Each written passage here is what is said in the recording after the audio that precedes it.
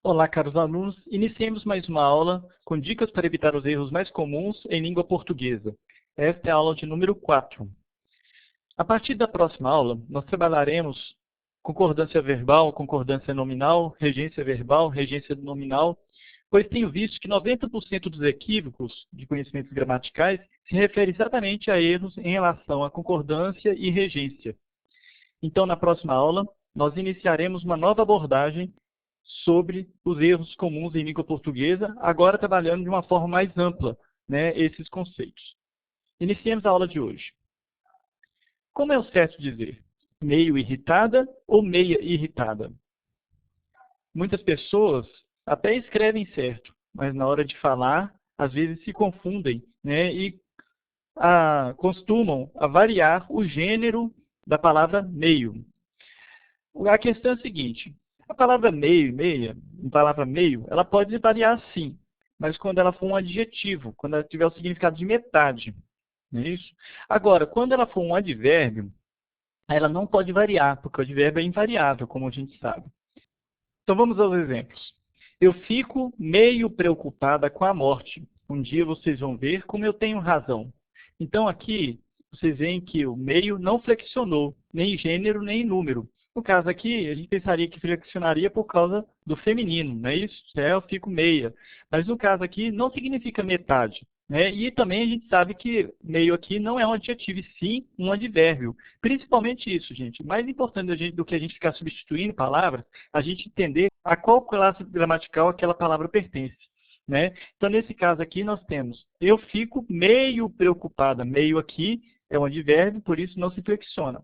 Agora, para o bom paranoico, meia informação basta. Então, quando você coloca meia informação, no caso aqui, nós estamos falando de um adjetivo. O adjetivo, nós está falando que é a informação pela metade, não é isso? A informação pela metade basta. Ou seja, nesse caso, ela flexiona. Da mesma forma, flexionaria, por exemplo, no plural, se fosse meias informações, e assim por diante. Então, só flexiona quando for um adjetivo. Advérbio não flexiona. Continuando. Vende-se ou vende-se? Precisa-se ou precisam-se? Na verdade, essa dúvida é muito recorrente. Inclusive, há gramáticos que discutem, isso que eu vou colocar aqui. Por exemplo, o vende-se.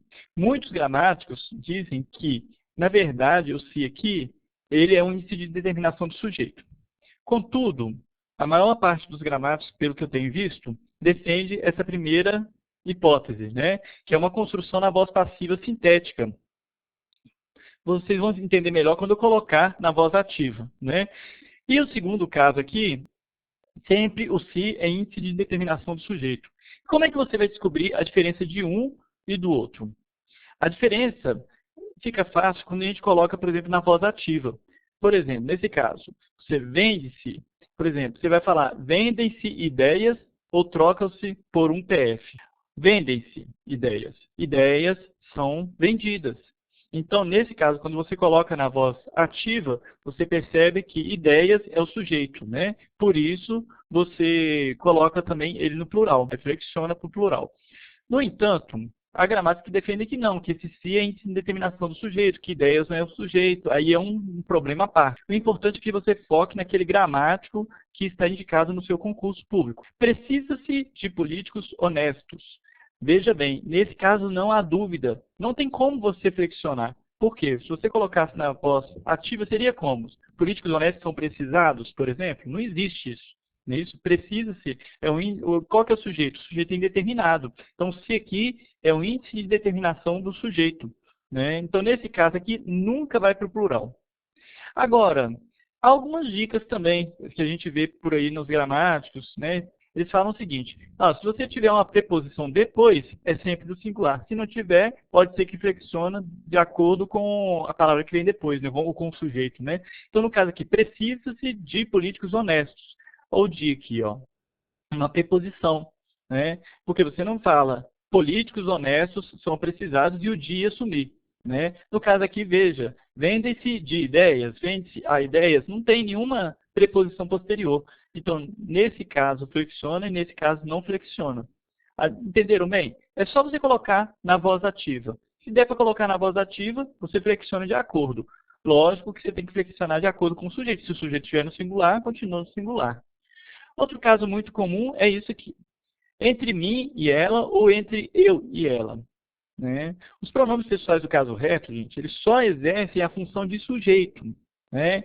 Então, o que acontece é o seguinte, muitas vezes as pessoas falam, entre eu e ela não existe nada, está errado. Mas por que está errado? Porque, nesse caso aqui, ele não é sujeito. Né? Então, tem que ser entre mim e ele, ou entre mim e ela. Não é o que você está pensando, não há nada entre mim e ele. Então, nesse caso, é mim, porque aqui ele não figura como sujeito. Agora, nesse caso, não era para eu fazer tanta confusão. Não era para eu fazer. Por quê? Porque aqui ele é sujeito. Veja, eu fazer. Né? Lembra daquela frase que muita gente fala, mim não faz nada? Exatamente, não era para mim fazer. Muita gente fala, para mim fazer. Não era para eu fazer tanta confusão. E o último caso é esse aí. Ó. Ela contou tudo para mim. Ou seja, ela contou tudo para mim, não para eu. Né? Então é muito simples, muita gente não erra isso aqui, mas muita gente costuma colocar de forma errada nesse caso ou nesse caso. Não é isso? Continuando, um outro caso que a gente tem também muito frequente é o erro no uso do mal com U ou mal com L. O mal com L, ele é o quê? Ele é um advérbio, ele pode ser um substantivo, ele pode ser uma conjunção temporal, né? E ele é antônimo de bem. Ou seja, se você conseguir substituir a palavra por bem, é o mal com L. O mal com U, né, ele é um adjetivo. O antônimo dele é bom. Né? Então, são diferentes. Né? Os usos são diferentes. Então, sempre que você conseguir substituir por bem, é mal com L. Sempre que você puder substituir por bom, é mal com U. Vamos aos exemplos. Chifre é igual a mau hálito e chulé. Quem tem, não sabe. Mau hálito. O mal aqui é o quê? É um adjetivo. Tanto que você poderia colocar bom hálito. Odeio gente que mal saiu de casa e liga dizendo, estou chegando. Odeio gente que mal. Aqui é a conjunção temporal. Mal saiu de casa, né? Li no jornal que beber faz mal. Por isso parei de ler jornal. Li no jornal que beber faz mal. Beber faz bom? Não, beber faz bem. Por exemplo, se a gente fosse substituir, então, nesse caso, então, é o mal com L. Dormi mal pensando em você. Comi mal pensando em você. Agora, não consigo dormir porque estou com fome. Aí, de novo, ele como advérbio. Dormi mal, né, advérbio, pensando em você. Comi mal, de novo, um advérbio, pensando em você. Aqui, o mal poderia ser um substantivo. Faz mal, faz o mal, né? O mal no sentido de uma coisa ruim para a pessoa. E aqui, o mal no sentido de que você não comeu direito, né?